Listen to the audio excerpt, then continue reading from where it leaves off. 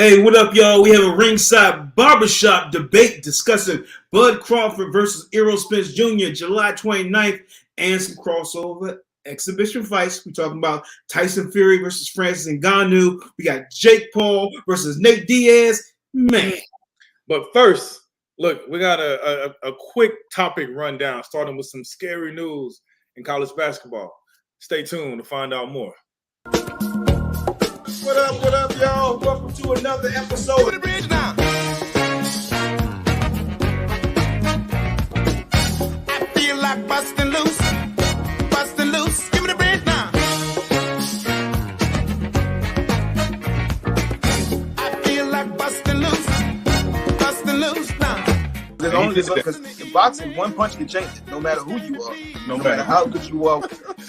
I love her because she from the hood though. From the hood though. She like really from the hood. Loose make you feel fine. Talking about busting loose. That's not said Nate will never live that down. No, he won't. But it's not about it's about how he gets up. They doing that. They doing that Wakanda scene when they was just like,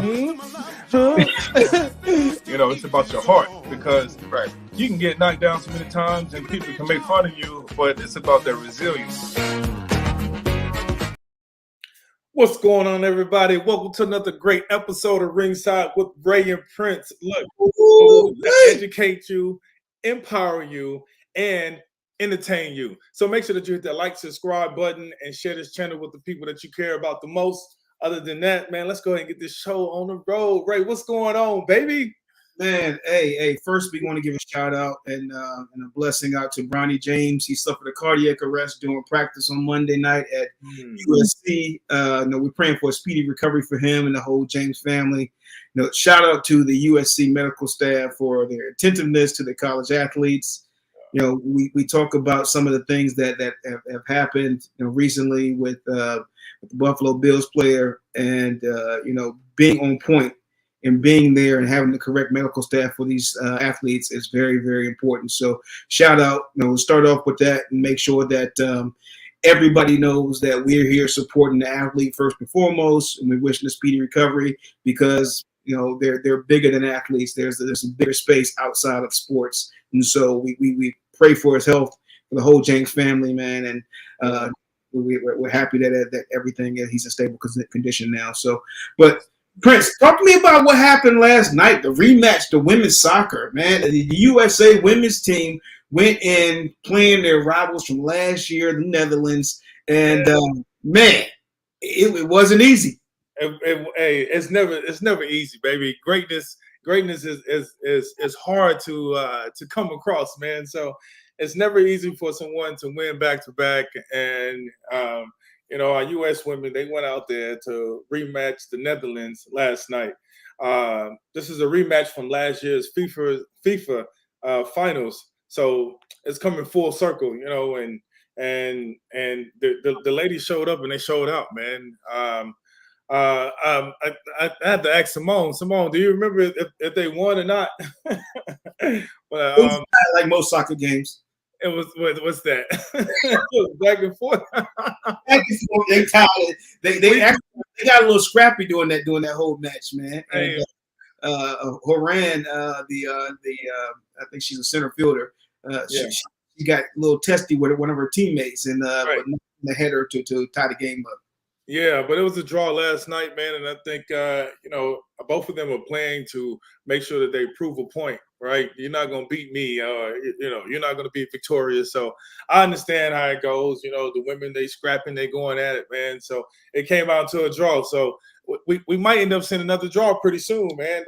I'm just talking about on Saturday, but I don't want to jump the gun. Look, Trinity Rodman is Dennis Rodman. Better half. She did extremely well last night. She's the daughter of Dennis Rodman, and Trinity. She had like one of the biggest contracts for being one of the youngest players, and she just changed the game for the female soccer. And she had one of the biggest contracts in NBA in soccer and women's soccer, but I bet she would like to be in the NBA like her dad was, because Jaylen Brown of the Boston Celtics has signed a supermax deal. Did you see it? Cash dollar bills, the biggest contract in history, 5 years, $304 million. Real dollars. We need to get some sound effects for that, man. We need to get some sound effects for that. This is real money. This is real dollars. The richest contract in NBA history by a guy that hasn't been an MVP. He hasn't won a championship. Hasn't won a championship, barely an All-Star. So I need to grow 6 inches and figure out how I can hit the fountain and come back and play basketball again. Look, man, hey, this is a fun fact. Did you know that the deal that he just signed, it superseded and it surpassed Djokovic's contract, which was $276 million that he signed this past summer. Man, so they talking real money. They talking real money. I'm just trying to figure out, how did he get paid that much money?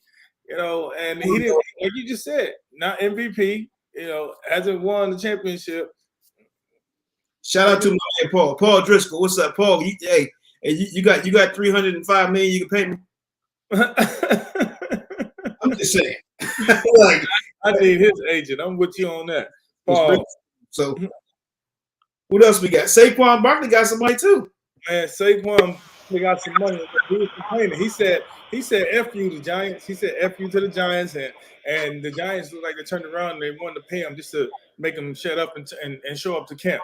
So he just got paid. Saquon got paid about $11 million for his contract, and that includes a $2 million signing bonus, man. So what do you think about that, man? What do you think about the nature of the running backs in the NFL right now? How can they come together when that was a divide and conquer right there? They just paid one of them. Is he going to speak out for the other guys? Or are they going to stick together? Nah, that's the conversation we're going to have next week to talk about that. The running backs have been changed or devalued in the NFL right now, and it's a sad situation. So this guy's one of the best players in the game. He's a game changer for the Giants, and they gave him a 1 year, $11 million contract. Hey, that's a volatile position, man. I don't understand it, Prince. Man, I can tell you this right now, man.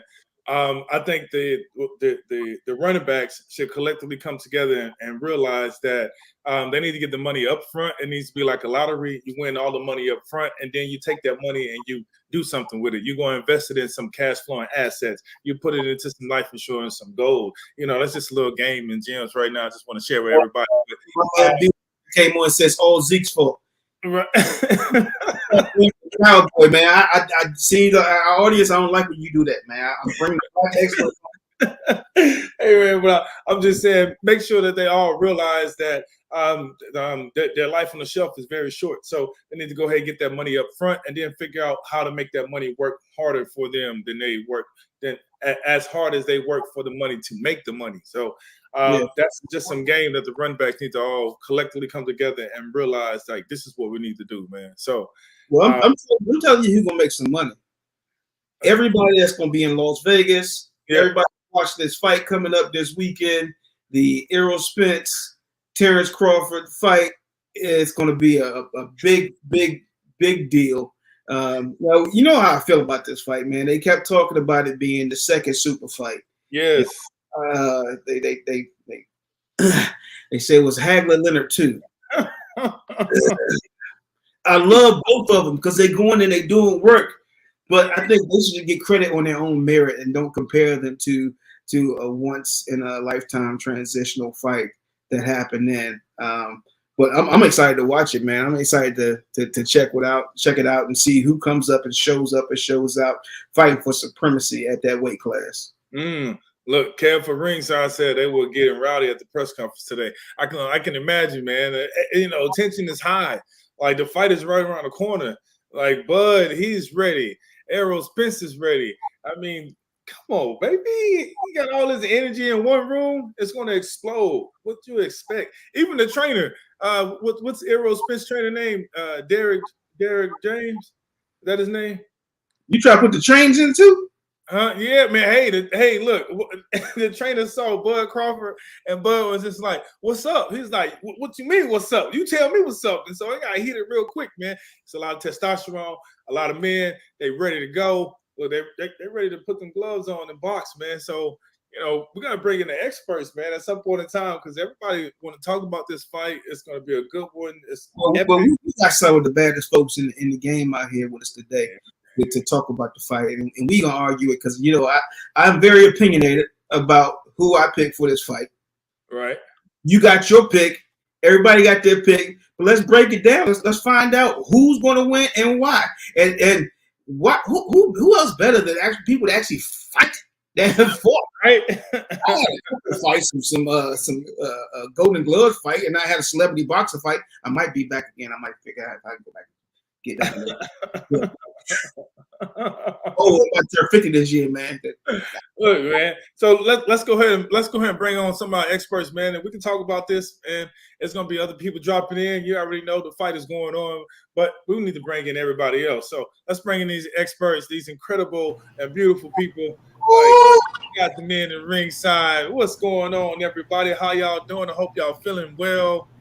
I hope that y'all feeling amazing today. So we're glad that y'all can join us for this segment of Ringside. We got Barbershop debate, and so we're gonna break it down for you. So I'm gonna let Ray break some stuff down for you real quick. Oh yeah. I mean, we got some fantastic guests. We got one of the best boxers, two of the best boxers ever to do it. We have Isra Girgrah, or now Isra win now, so I got to give her real respect. She don't got married to her thing. She got her family going on. But you remember Isra Girgrah, and she was knocking fools out, doing her thing, coming up as one of the advanced people in early stages of women's boxing. That was didn't get the respect. Like women's boxing was not getting respect, and they like, hey, we just go kick the glass through. We gonna do our damn thing. It happened. And we got my girl, Corrine, then Ryck the Groot, boxer, stunt woman, speaker, activist. I mean, all the stuff. She is a legend in her own right, and she does her thing. So we're super happy to have her on board here to talk about it. And then we got my man Dave. Wait, I see. I can't see. You got to move Doug. Doug workers in the house. What's going on, Doug? How you doing, man? Good. How you? And then Doug from there. We got all these experts on here that know what the hell they talking about. So instead of us just sitting here doing it on rants and raves, let's get right into it. Let's give us the big thing. Y'all want to see my face. Give us a big space so we can actually have a conversation. All right, let me give you the big space. Big fight this weekend. Errol Spence Jr., Terrance Crawford, two of the baddest, two undefeated fighters. What is it like? I'm going to bring Isra in first. Isra, what is it like to be that fighter that's undefeated, that's coming in and saying, okay, I got to step up and the spotlight is on me. Like, what does that feel like? Like, what are you doing? Like, how does that, like the butterflies, everything, to have a big fight like that? Yeah, absolutely. Can you hear me? I can hear you perfectly. Okay. Well, thank you. Thank you for having me on. I appreciate it. This is exciting. This fight is, I know everybody's been waiting for this fight for a long time. And, I heard you talk about your pops, and he was like, this is not a mega fight like it was back in the day, but it is for our era and our generation now. But it's exciting. It's, of course, butterflies, nervousness coming in with, an O on your record. Whose O gotta go? Ooh. And it's a good matchup. Styles make fights, so I'm really excited. I'm kind of still on the fence. I'm not sure, but I'm really excited to see this fight. I know they're very hungry. I know that it's going to be a fight, a dog fight. I know it. Well, we're going to let all y'all get your intros and be nice to start off with. But the reality of it, we're going to try to get to the bottom of it. We're going to say, who are you going to pick? I actually had to come out and say who I was going to pick last week, but I think I might switch. But we're going to see. Corrine, who you got? What is it like to step into the ring with a big-time fight like that? I've had the pleasure of fighting under like Mike Tyson and Roy Jones back in the day. So, and I was always a swing belt, because I was a female fighter on the card, and I was so lucky to fight right before Roy had fought on so many cards.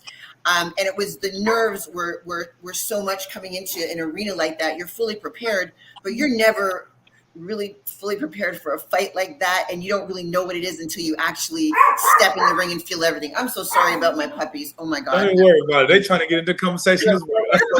Yeah. But okay, so for this fight, I'm stop it, you guys.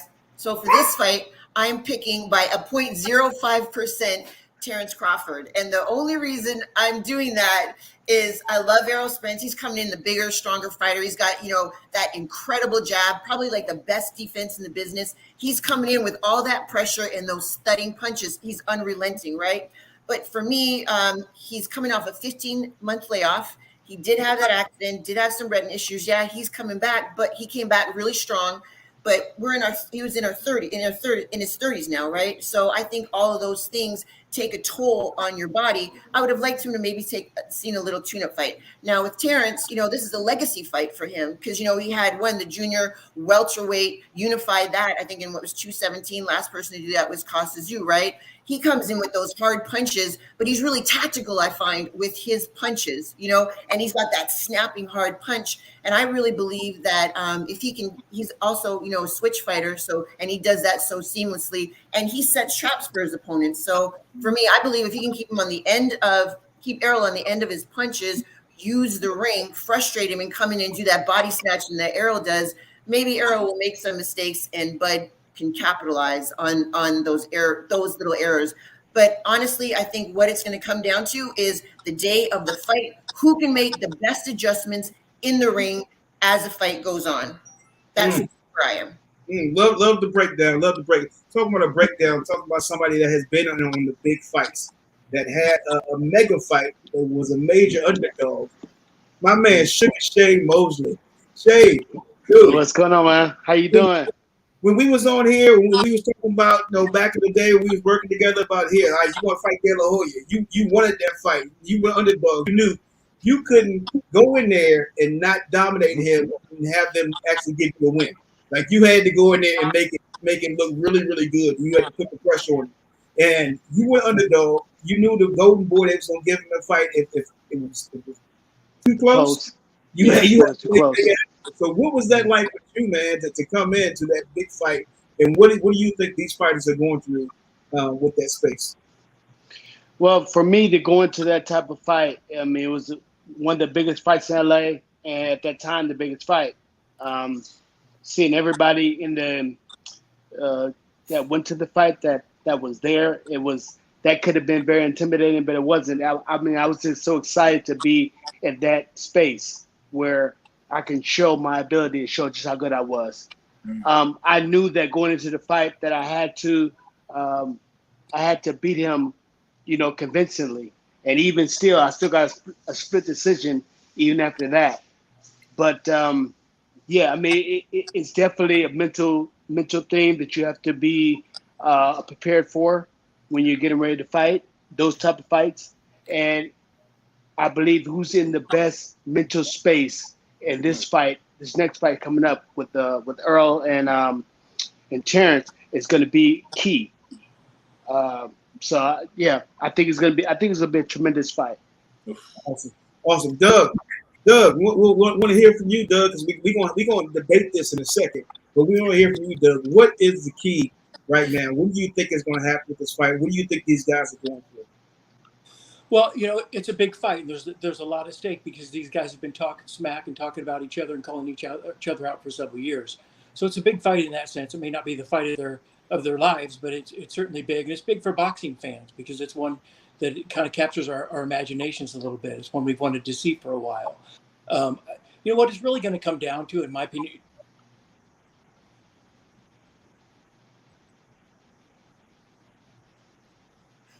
fight live, and that's of course a lot different than on TV. But I think, you know, what's really going to make the difference in the fight, there are two things about Terrance Crawford. One, I feel like he's a little bit more fluid, more of a natural boxer than Errol Spence. And the thing about him, and somebody said dogfight, and that's exactly it. And if Terrance can make this a dogfight, because he's got that junkyard dog in him. If he feels like Spence at any point has the upper hand, he won't allow it. He'll come out fighting, clawing, biting, whatever. So he's just really, he has that fighting spirit in him where he's just, you can't get one up on him. So I think that's the biggest factor for me. I think Errol Spence's size does even out the playing field a little bit, but I still, my heart has to go with Bud just because I think emotionally he's in a better spot and maybe just wants it a little bit more. Oh, okay. All right. So Doug is in here. He's representing his company, Title Boxing. We appreciate Title Boxing being on to talking about this fight. So yeah, so just y'all see, like, I got Sugar Ray Leonard on, he got Title Boxing on. Right. So here's the big thing. Let's get that Brady Bunch style going on to get the whole everybody, so we can actually have an actual barbershop style conversation in here. Right. Because there's been a lot of conversation about Errol Spence being bigger, right? So everybody says Errol Spence is the bigger fighter, but Bud has a long reach. Bud has more fights. He's more experienced. He has a space where you look at how he fights. He's more of a chess player. And Errol, he can balloon up a little bit more, but the 1 inch height advantage, is that big of a deal? Not really, no. No. No. Right. So I wonder where Errol Spence walks around at, because I met him one time and that's all. But standing next to him, I weigh about 180, 185 pounds. He seemed like he was about as big as I am. Oh, shit. If he's walking around at 170, 175, that's a big welterweight. But that could be a disadvantage trying to get down to that weight and then go back up. I know that from being a fighter at lightweight. I fought Gennaro now used to tell me that I fought better when I was bigger, like 147, than when I was at 135. He said he noticed the difference right away when I was making weight. So that could be a problem too as well.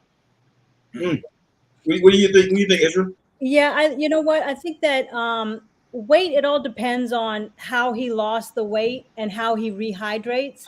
It could make him slower because of the fact that he might have, lost it the wrong way and then regained it quicker. So it really depends on how that happened. Bud could be, walking around at that weight all the time, and he spars like that. He walks around like that. So he's used to that weight, and he'll be faster. He'll be crisper. So for me, it all depends on how he lost that weight. You always stay straight. I was gonna say it seems like to me, because I see Terrance Crawford a lot. He's around like 165 when he walks around, when he's just regular.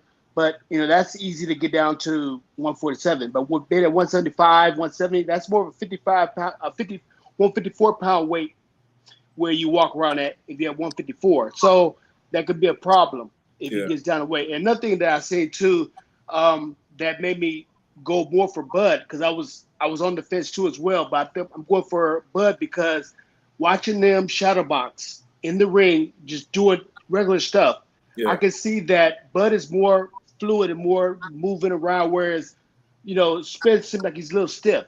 He seems kind of stiff. He seems really stiff. He does his 1-2s kind of stiff. He's not really moving his head a lot. He's not, have that rhythm. I don't see that in him hitting the mitts. So that's making me think that Bud has a little bit more rhythm, a little more, stuff going on than Errol Spence. I think that Bud has the edge right now.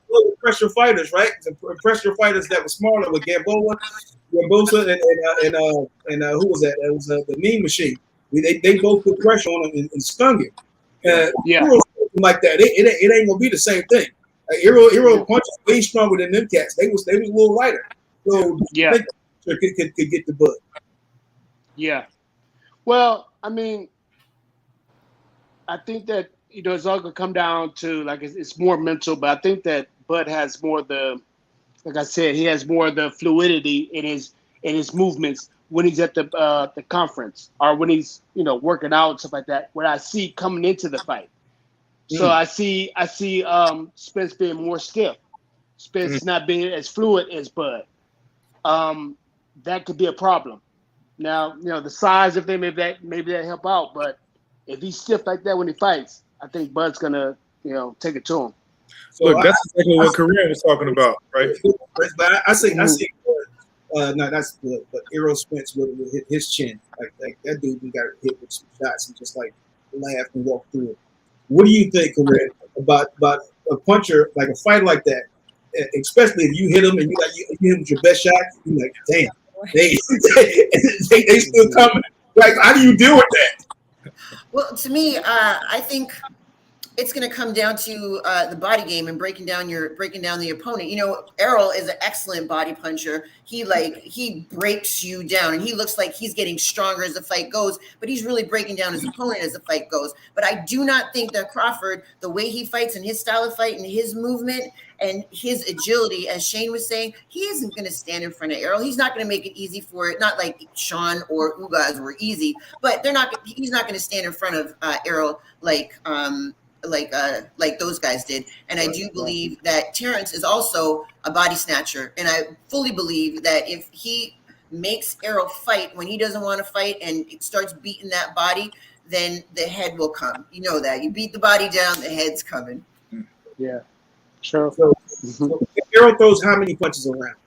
I mean, I think he throws damn near 100 punches around. I've never seen this dude tired. Yeah. So, I mean, I definitely think Crawford has to slow him down some way, slow that pressure down some way. Well, the only way Errol can throw those many punches is if Crawford stands there and lets him throw the punches like that. He stands in front of him, and that's what a lot of other guys do. Whereas Errol Spence will sit there and mesmerize him with his jab and 1-2s and all that stuff, that long punches, and then kind of stay there and able to get in with those shots. Now if Crawford, Terrance Crawford is moving, it's going to be hard for Errol to throw some punches because Crawford can hit too, and he got some power too. So it's going to be a different type of fight. Yeah.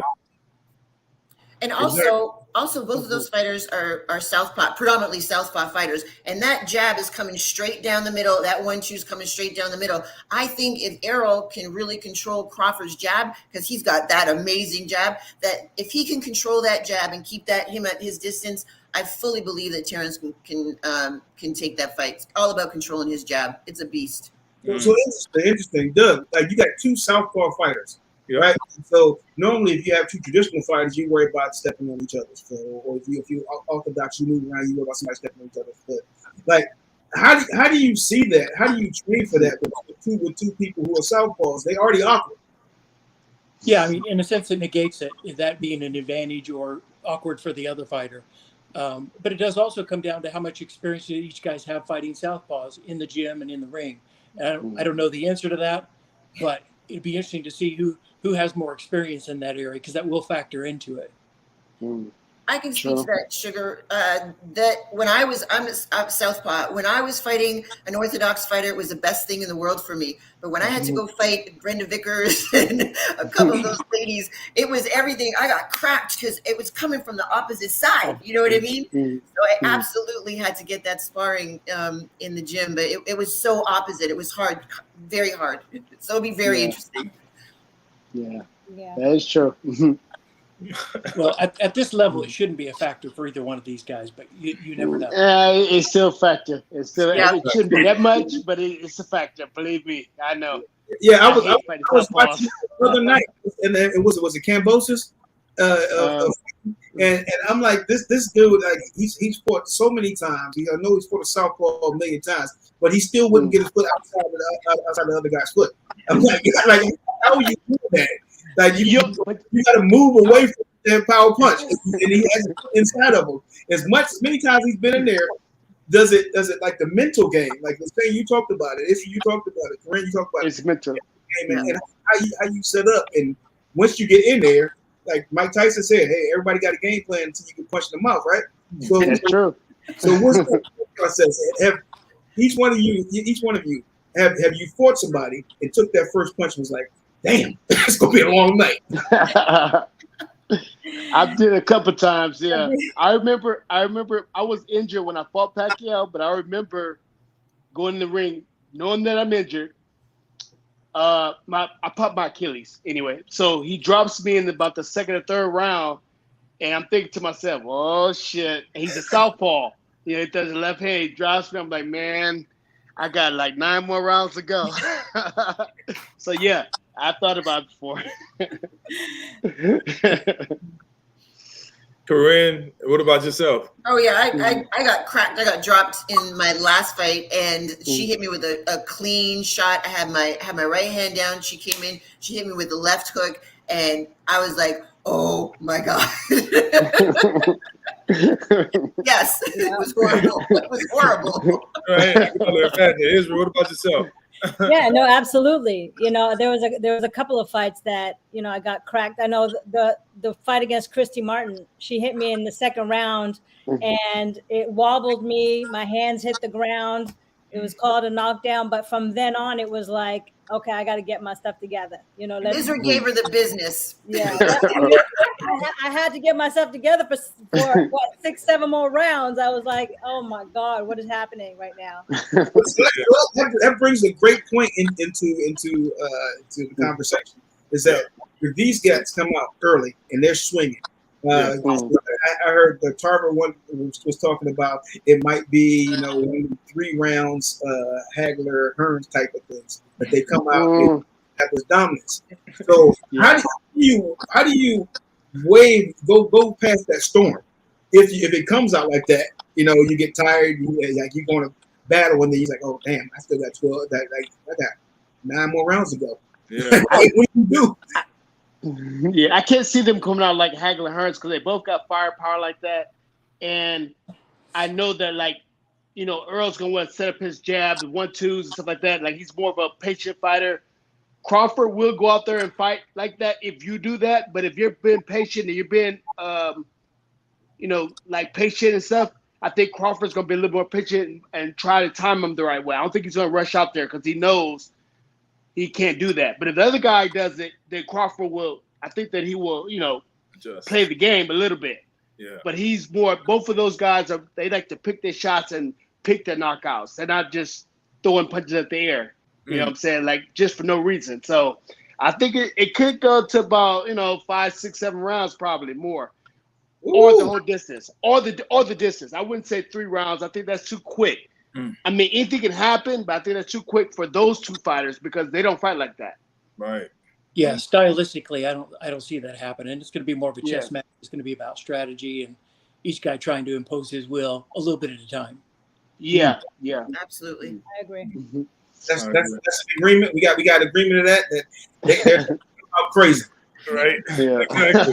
Exactly. Real quick. We want to let you all go.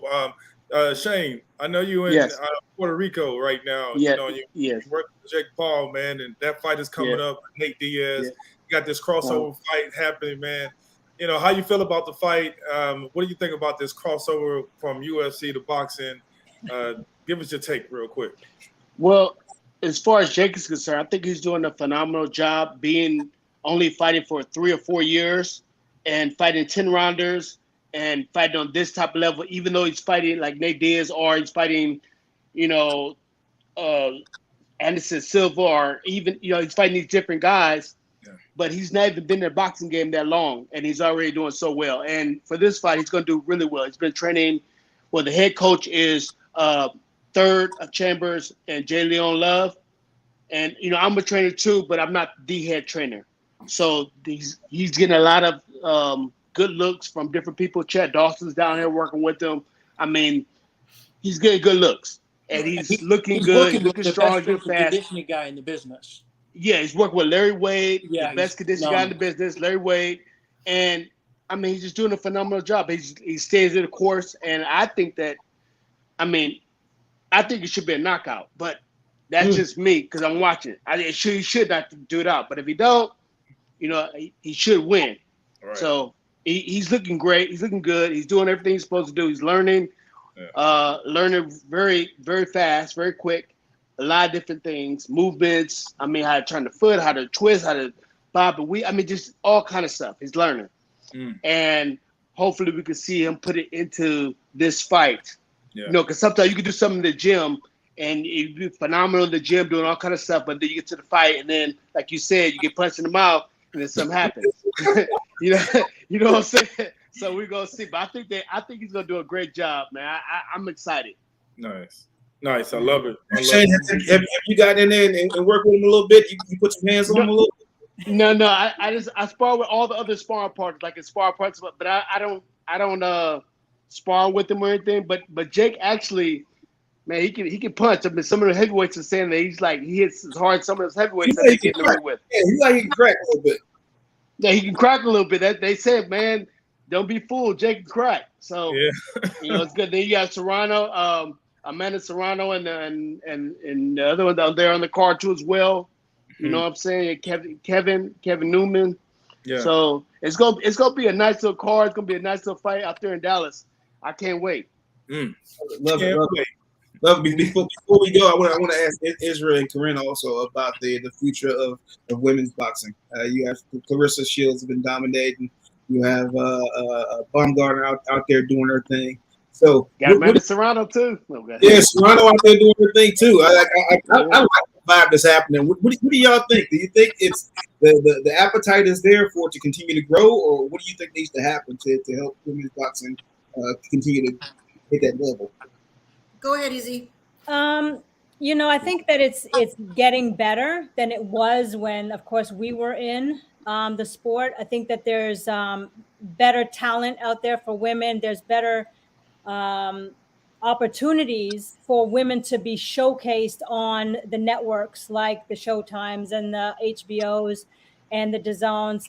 I think that it's getting a lot better. There's a lot of great talent out there. Alicia Baumgartner is amazing. Amanda Serrano. I would love to see that fight. Yeah. Between Amanda and Alicia. That is like the fight. Clarissa Shields is dominating, of course. It's just that we need more of that. We need more women being showcased because we have a lot of talent. And I'm so proud of the women that are, sticking to it. Yeah. Amazing. Ray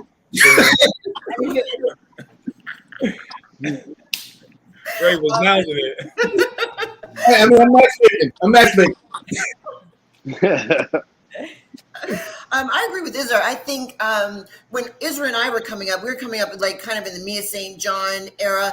And so you had some fighters that were some really excellent fighters, and you had some fighters that were out there strictly for entertainment purposes. And it was very chauvinist kind of still, but extreme back then, male dominated arena. I had to fight tooth and nail and had to know somebody to get on the Tyson cards and to get on to the Roy Jones cards. And even then it was hard. But I know Ezra and I, we were up like everybody training, running Stone Mountain at 5 o'clock in the morning in the gym in the middle of the day, hitting the weights, and then we were sparring at night or switching it. There's a lot of good talent out there, but we weren't able to be showcased. So now that there is an opening, a much larger opening, I hope that the promoters take advantage of it, see the level of talent and skill and the extreme determination of the women out there that really want to fight, put those fights together. And I think the platform is just huge, just like it is in the UFC, how they're getting, they get a lot of opportunity, and I would like to see that within the boxing realm as well. And Jake Paul is doing a fantastic job promoting as well. Yes. And he's really showcased Amanda Serrano, amazing. And that's hats off to him for doing that. Absolutely. Yeah. I actually watched Amanda. I just recently watched Amanda work out in the gym, and she's managing another little up and coming woman fighter. Yeah. And just watching Amanda work and spar with her, I was like, wow, the women boxing is getting a lot better. A lot better. She looks really good. That's good. So, well, you got to think that with just so many women on main event cards, headlining cards out there, how's it going to affect the next generation? We're going to see a whole generation of young females that see that have those role models that you two maybe didn't have as much. Yeah. So think of how that's going to really breathe life into the female side of the sport.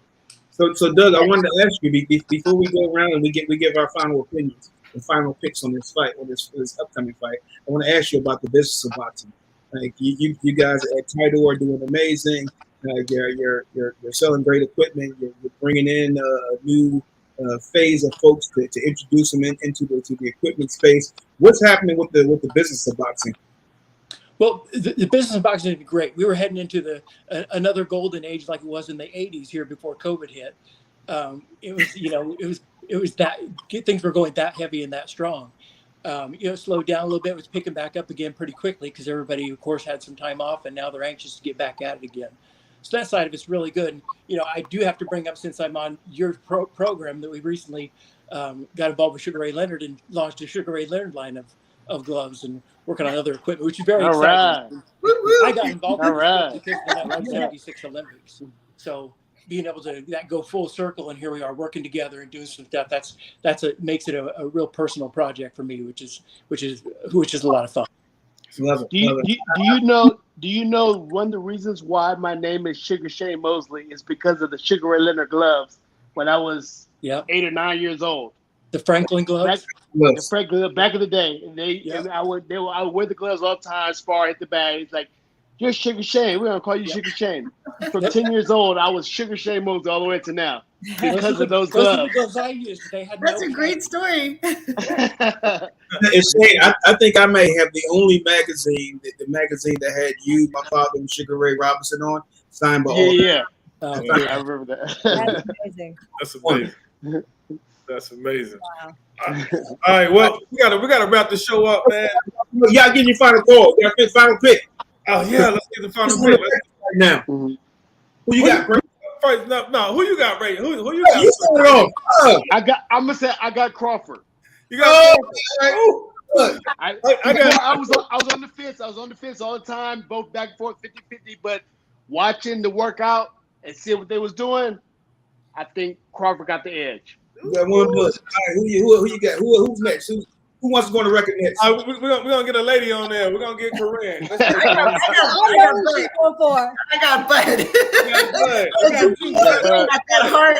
I got Bud straight up. All right, good. Who you got? I got to go back to just some of the earlier conversation, and I think, like Shane, depending on the day, I would kind of vacillate a little bit.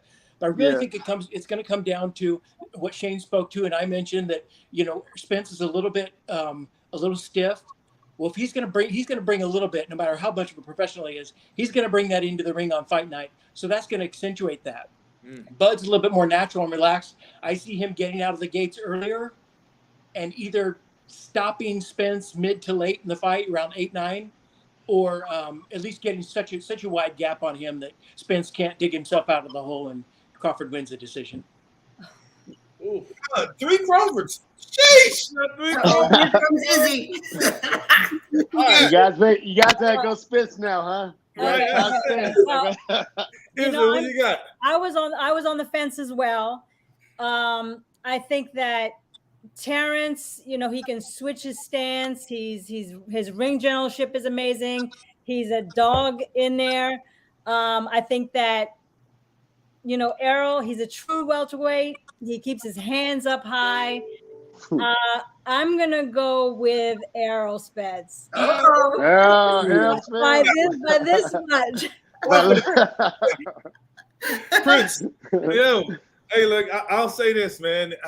I've been at home up late at night watching both fighters on YouTube, just watching the interviews, just getting into their head, into their spirit, seeing what they're talking about, how they feel, and what they're looking forward to. So, I study greatness, and I'm just in their minds, and I'm looking at them both, and I'm listening to them, and one of them saying, calmly, I'm gonna destroy him, I'm gonna beat him down, and the other one is saying, look, I see it, and come fight night, I'm gonna kill him, right? And so they have that mentality, and so when I look at these fighters, I've been 50-50 for a long time, but it's time for me to go ahead and choose one, and I'm gonna choose Errol Spence, man. And I would just say the only reason why is just and I'm so reluctant to even say that, but because I've been picking Crawford for the past few weeks leading up to this, but it's just this dude is sound. He cuts him off, he cuts his opponents off, and he just keeps wearing them down, and he doesn't get tired. Yeah. And that's that. And in the deep south, we call that cockstrong, right? So he just cockstrong, man. And so I'll leave it at that. But I would not be surprised if Crawford put some combos on him and knock him down. All right. Well, I guess it leaves me at the end. Let's go. My prediction is that it's Shark Week. It's Shark Week, huh? I'm hungry. Sharks need to eat. So I've been watching this fight. I think Bud was going to give him Errol the fight of his life. I think Bud is going to do everything to make him frustrated. But I think the determination, Errol coming back from multiple car accidents, him just being a fighter, him taking punches. And once I seen him get cracked by Ugas and look down to try to find his teeth, and then he went back and started laughing. I'm like, this dude is unreal. Like, what is wrong with him? And then he came back. I said, all right, I got to take care of business. But both of them, I mean, once Bud get cracked, Bud want to come back and fight too. Yeah. So I think neither one of them will get ground. I think that Errol will come out just on him being the busier fighter and him continuously, because I've never seen him get tired. So I think he finishes all 12 rounds strong. And I think it's going to go to a decision that I think Errol Spence wins. So you think Spence? So you got Spence. Question. They'll give it a draw. And then they'll have number 2 and number 3. Right. Yeah. Who's the promotion? Who's promoting the fight? It's your boys. Ain't it Top Rank? Top Rank. Top Rank is the one promoting the fight? Yeah. You know me, right? You know me, right? All right. You gonna see more fights? I'm just gonna put it out there. I Here we know go. promoting the fight. That's all. Oh, that's another conversation for a different day. Right. Okay. All right.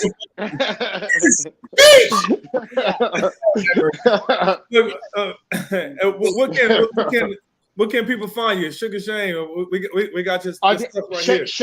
Shane Mosley, just Shane Mosley. I had the blue check mark. Okay, all right, there we go. Corrine, what can people find you? Just at Corrine de Groot. All right, there we go. Isra, what about yourself?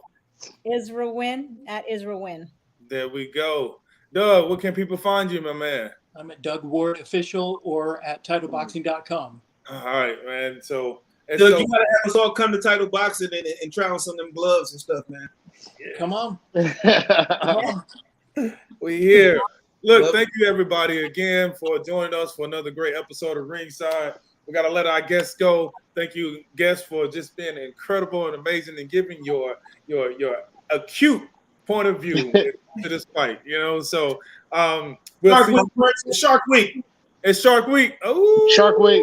It's Shark Week, Ray. Don't do it like that, baby. It's Shark Week. It's time to go hunting, baby. It's time to go hunting. So, everybody, well, you have a great time. We appreciate you being here. We're going to go ahead and give these people our words of wisdom, how they can stay above the ropes, and y'all have a good one. We'll see you soon. Thank you so much. Thank you, guys. Thank you. Y'all have a good one.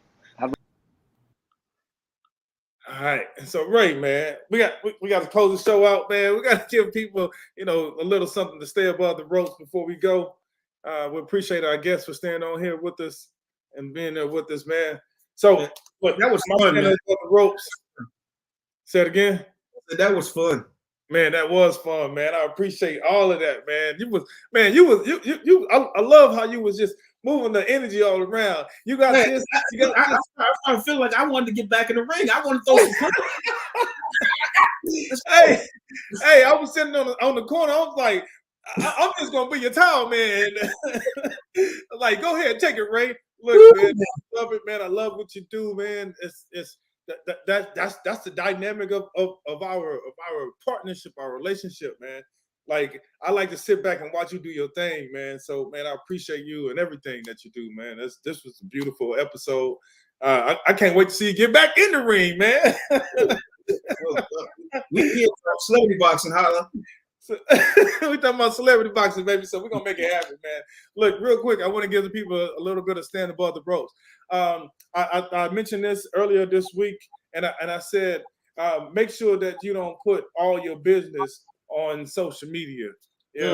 Don't live your life on social media. Live your life off of social media, and make sure you don't put all of your business on social media, but put your business on social media so people know what products and services that you offer.